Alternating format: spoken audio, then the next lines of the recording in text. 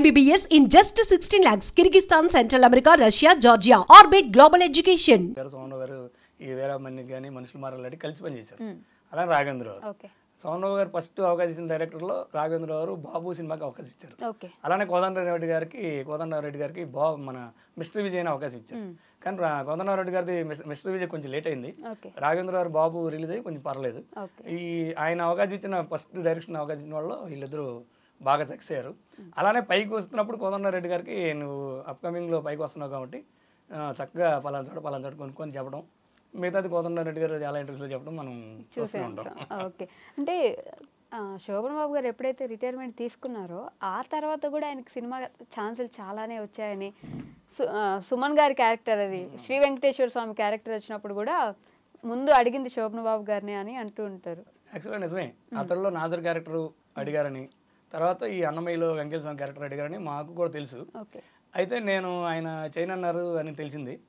తర్వాత నాకున్న సంవత్సరానికి నేను వెళ్ళినప్పుడు ఒకసారి అన్నగారు మీరు కృష్ణుడు గారి క్యారెక్టర్ వేశారు, అసలు సంపూర్ణ రామాయణం చేయటమే మీరు ఎన్నో జన్మల పుణ్యం అని నేను అనుకుని చిన్నప్పుడు.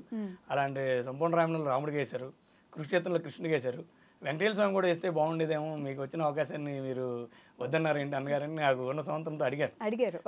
అడిగితే ఆయన ఏమన్నారంటే, మనం వద్దు అనుకున్నామమ్మా, రిటైర్ అయిపోయాం, ప్రశాంతంగా ఈ జీవితాన్ని ఇలా ఫ్యామిలీ లైఫ్లో గడుపుతున్నాను, ఈ ప్రాపర్టీస్ అవి చూసుకుంటూ మళ్ళీ మనం ఎంటర్ అయ్యి మళ్ళీ సినిమాలు చేయడం ఎన్ని వద్దు అనుకున్నాను. కాబట్టి నన్ను హీరోగా ఒక 250 సినిమాలు 200 సినిమాల్లో కొన్ని సినిమాలు హీరోగా చూశారు.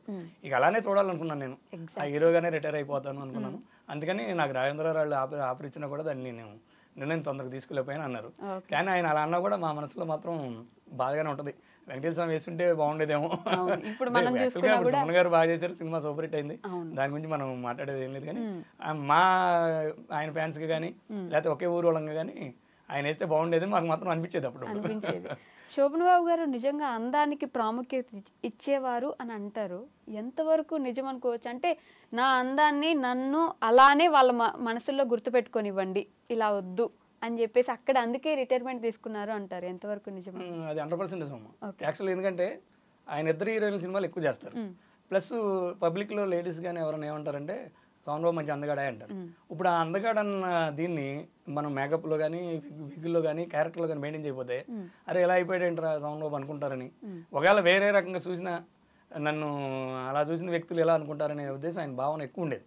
అందుకని ఒక హీరోగానే మనం చేసాము, హీరోగానే రిటైర్ అయిపోతాం, మళ్ళీ క్యారెక్టర్గా మనం వద్దు. ఏదైనా సరే ఏ సినిమా చేసినా ఆల్మోస్ట్ మనం హీరో చేయనప్పుడు క్యారెక్టర్ ఆర్టిస్ట్ కానీ అంటారని ఇక ఆయన ఉద్దేశంతో అందాన్ని ఉన్నన్నాళ్ళు అందాన్ని కాపాడుకుంటూ ఎక్కడన్నా మేకప్ ఏదైనా టీడైనా అన్ని చూసుకుంటూ కంటిన్యూ అయ్యేవాళ్ళు అనమాట. ఎక్కడో ఒకసారి బయటకు వెళ్తే అక్కడ ఎవరో కావడ పెద్దవారు అయిపోతున్నారండి అన్నందుకు బాగా ఫీల్ అయ్యారని, తర్వాత ఒక 10 సంవత్సరాల పాటు ఇంట్లో నుండి బయటికి రాలేదు, ఇంట్లోనే ఉండిపోయారని అంటూ ఉంటారు. అయితే అదేం లేదు, జనరల్ గా బయట రిలేషన్స్ కానీ మా ఊరు వచ్చినప్పుడు కానీ పెళ్లికి కానీ ఆయన మాక్సిమం వితౌట్ మేకప్ తో వస్తారు. అంటే అక్కడక్కడ ఎవరన్నా ఫ్యాన్స్ సడన్ గా చూసి అంటా ఉంటారు కదా, అలా అనుకుంటారు. అయితే ఇంకోటి కూడా ఏంటంటే ఏదన్నా మ్యారేజ్ కానీ ఫంక్షన్ కానీ ఎక్కువ వెళ్తానికి ఇష్టపడేవారు కాదు. ఎందుకు ఇష్టపడేవారు గారు అంటే అక్కడ పెళ్లి important, function important. As a హీరోగా నేను గెప్పుకొని వచ్చాననుకో అది మర్చిపోయి అందరూ మన చుట్టూ ఉంటారు.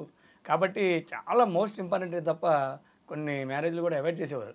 ఆయన ముందే చెప్పేవాళ్ళు, నేను ఆశీర్వదిస్తాను ఇక్కడి నుంచి, కానీ నేను రావటం అనేది దాని ఇబ్బంది ఉంటుంది అని చెప్పేవారు. బాగా ఇంపార్టెంట్ మ్యారేజ్ మాత్రం ఆ ఫంక్షన్లు మాత్రం వెళ్ళేవాళ్ళు. శోభన్ బాబు గారు ఎక్కువగా ఒంటరిగా ఉండడానికి ఇష్టపడతారు అంటారు. ఒంటరి అనేది ఏం లేదు కానమ్మా, ఇంటి దగ్గరికి వచ్చిన తర్వాత సినిమా విషయాలు ఎక్కువ మాట్లాడరు. ఇప్పుడు యాక్చువల్గా ఆయనతో పాటు ఏమైందంటే మైలవరంలో చదువుకునేటప్పుడు ఒక హిందీ మాస్టర్ ఉండేవారు.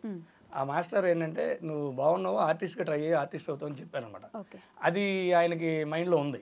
అప్పుడు ఈయన సక్సెస్ అయిన తర్వాత ఆయన రిటైర్ అయ్యారని తెలుసుకొని ఆయన్ని ఇంటికి పిలిపించుకున్నారు. ఆఫ్టర్ రిటైర్ మాస్టర్ కూడా ఏం చేయలేరు కదా ఊర్లో, నా దగ్గర ఉండండి మనం అలా సినిమాలకి వాటికి వెళ్తా ఉందాం అని చెప్పి ఆయనే కొంత అమౌంట్ ఇచ్చి ఇల్లు ఇచ్చి రెస్పెక్ట్ ఇచ్చి ఆయన తీసుకున్నారు. అలానే ఇంకా రెడ్డి గారు ఒక అతను ఉండేవాళ్ళు, ఆయన డైరెక్షన్ డిపార్ట్మెంట్లో ఉండి సోమరావు గారు స్టార్టింగ్లో కొంత హెల్ప్ చేశారంట. తర్వాత ఆయన ఆర్థిక పరిస్థితి కూడా తెలుసుకొని మనోడు సక్సెస్ అవ్వలేదు అని చెప్పి అతన్ని కూడా తీసుకొచ్చి అతనికి కొంత అమౌంట్ ఇచ్చి అతనికి రూమ్ ఇచ్చి ఆయనతో పాటు ఉంచుకునేవాళ్ళు. ఈ ఏంటంటే వీళ్ళిద్దరు విషయాలు ఏంటంటే వీళ్ళు ముగ్గురు కంపల్సరీ కారులో వెళ్తారు కదా, వెళ్ళినప్పుడు పక్కకి వెళ్ళి బయటకు వెళ్ళిపోయి ఓ పక్కన కూర్చొని ముగ్గురు చిన్ననాటి విషయాలు కానీ లేకపోతే ఊరి విషయాలు కానీ వాళ్ళ ఊరి విషయాలు వీళ్ళ ఊరి విషయాలు కానీ అయ్యే ఎక్కువ డిస్కస్ చేసేవాళ్ళు. సినిమాకి సంబంధించిన ఏంటంటే డైరెక్షన్ డిపార్ట్మెంట్ వాళ్ళందరూ చూసుకుంటారు, మనం ఎక్కువ స్ట్రెస్ అయ్యే పని ఉండదనే ఆలోచనతో ఆయన కొంచెం ఒంటరిగానే వీళ్ళతోనే కూర్చుంటారు అనమాట.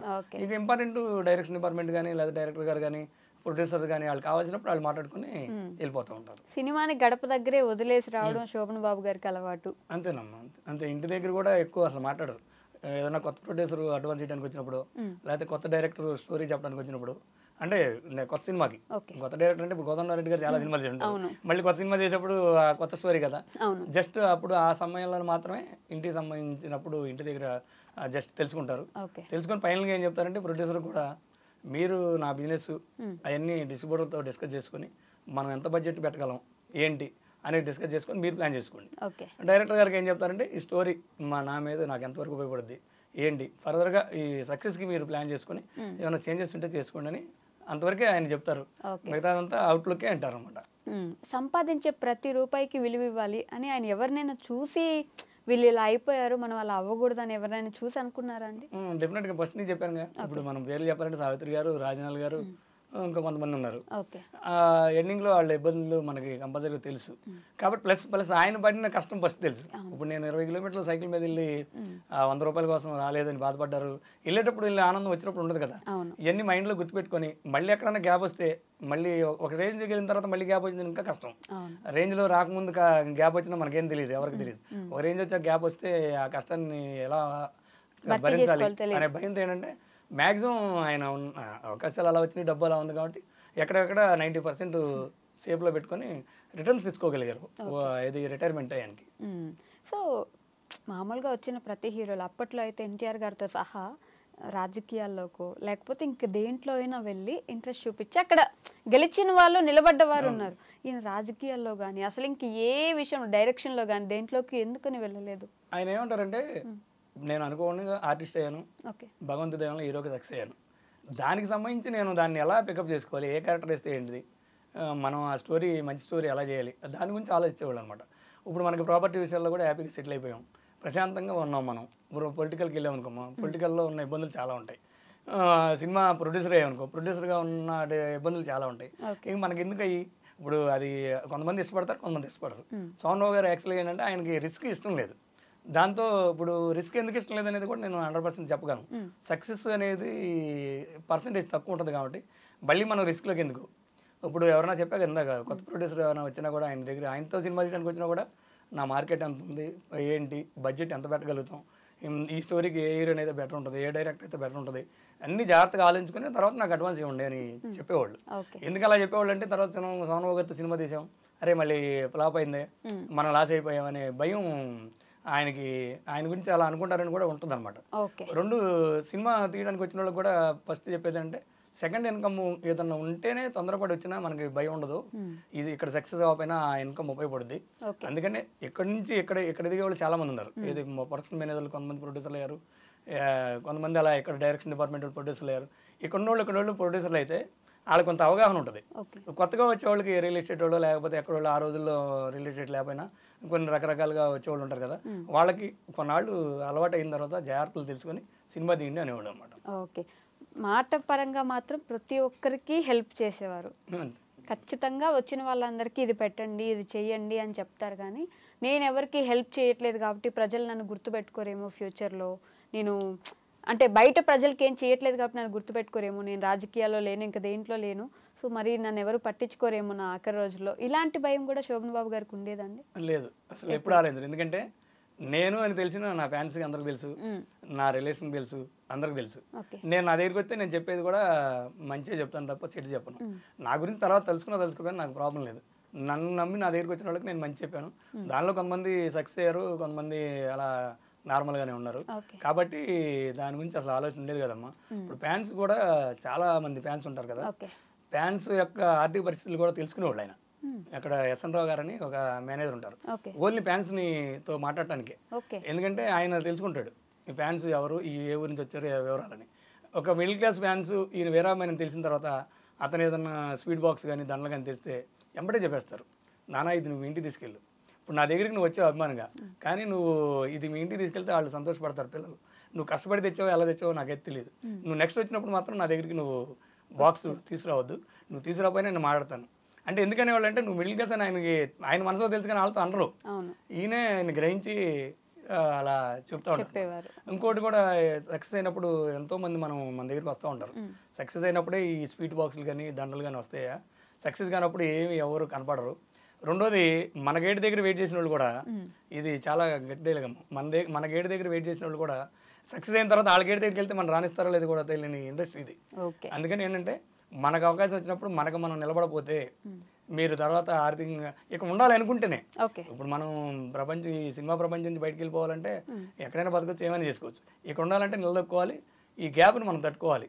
అందుకని దానికి ఎప్పుడు జాగ్రత్త చెప్పేవాళ్ళు అనమాట. ప్రతిసారి దాని గురించి ఆలోచించేవారు కదా, గ్యాప్ వస్తే ఏం చేయాలి, గ్యాప్ వస్తే ఏం చేస్తారు. అవును, అందుకని ఇంకోటి చెప్తాను మీకు. ఇప్పుడు వీరాభిమానులు చాలా మంది ఉన్నారు, వాళ్ళకి వచ్చినప్పుడు కూడా ఇలా చెప్పబట్టి, ఇప్పుడు కర్నూలులో సుధాకర్ అని ఆయన విగ్రహం, ఆయన విజయ్ గారు అని ఆయన, అందరు కలిసి 2-3 కలిసి విగ్రహం పెట్టారు. విగ్రహం పెట్టిన తర్వాత నేను వాళ్ళు కలిసినప్పుడు కానీ రాజమండ్రిలో శ్రీనివాస్ గారని, ప్రసాద్ గారని, ఇట్లా సోమబాబు సేవా సమితి వాళ్ళు విగ్రహం పెట్టారు. అలానే మళ్ళీ విజయవాడలో పెట్టారు. అప్పుడు నేను అడిగే ఉన్నాను, మరి ఏందమ్మా మీకు ఎంత అభిమానం, అసలు ఎక్కడి నుంచి వస్తుంది ఏంటని అడిగేవాడిని. అప్పుడు వాళ్ళు ఒకటే చెప్పేవారు, సోమబాబు గారు మాకు ఏమి ఇచ్చారని కదయ్యా, మీకు ఇండస్ట్రీలో మీ వాళ్ళు మీకు ఎలా చెప్పారో మేము ఫ్యాన్స్గా వచ్చినప్పుడు మాకు ఇలా జాగ్రత్త పడని చెప్పారు. యాజ్ మేము ఆయన మాటని ఈరోజు ఒక ఏజ్కి వచ్చిన తర్వాత సక్సెస్ అయ్యాం.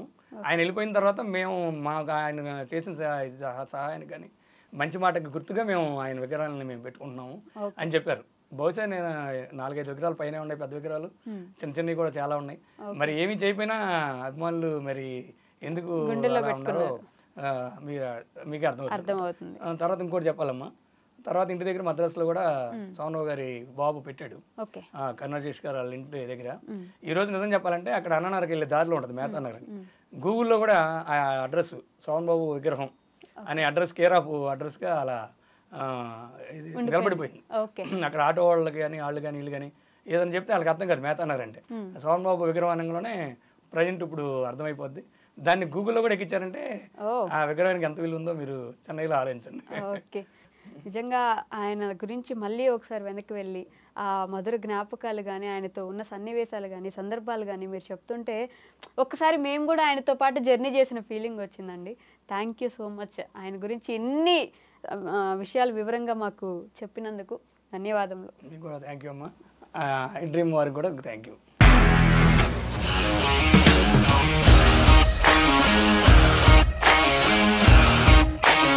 ఇండస్ట్రీలో కమిట్మెంట్ ఇష్యూస్ వస్తే నీకు కూడా వచ్చినట్టు? మార్నింగ్ తీసుకెళ్ళాలంటే కొట్టి పడేస్తాడు.